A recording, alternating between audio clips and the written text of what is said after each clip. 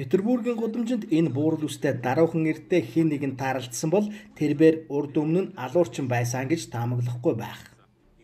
Эдийн засгийн алуурчин гэсэн номонд алуурчин хэмээн өөрийгөө бичиж байсан тэрээр олон ч улсад очиж тэдгээр улсуудыг сүйтгэн хорлсон байдаг.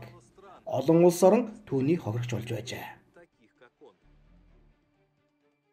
Би 1970-ад онд эдийн засгийн алуурчин байхдаа ихэнхдээ хөгжиж буй улс гэгдэх улс орнуудад ажилладаг байсан. Латин Америк, Африк, ойролт орнуудын улс орнуудад ажиллаж байлаа. Цаг хугацаа өнгөрөхийн хэрээр эдийн засгийн алуурчид Америкийн нэгдсэн улс тэр бүхэл Европод хүртэл үзэгдэх болсон. Зарим үед айдас эсвэл албан тушаалын төлөө бид аллагын хэрэгсэл болдог байлаа.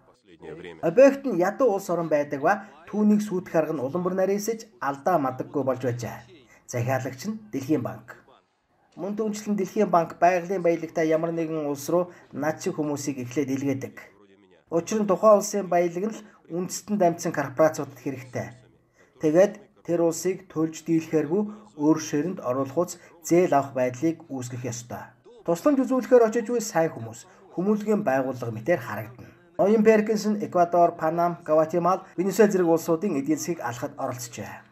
Эцэст нь тухайн улс орон авсан зээлийнхээ хүүгч төлж чадхааргүй байдалд ороход эдийн засгийн алуурчид бид явж очиод та нар өөрөө төлж чадахгүй байна уу? Тэгвэл нэн даруй байгалийн баялгаа манай компаниудад хямдхан зар хэмээн зөвлөдөг.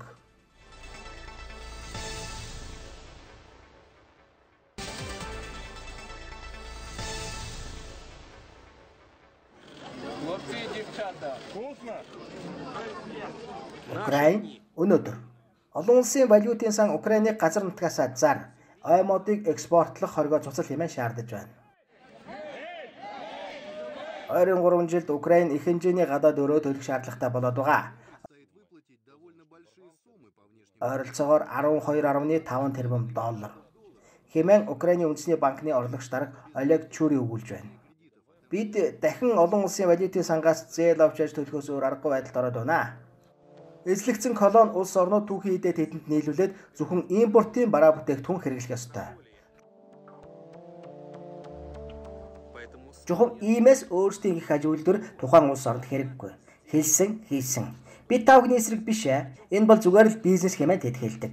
Европын холбоо болон НАТОгийн гишүүн улс орнууд хүртэл ийм дээрмээс хамгаалагдаж чадаагүй байхад цааш нь юу хэлэх вэ? Грекийг та нар харцгаа.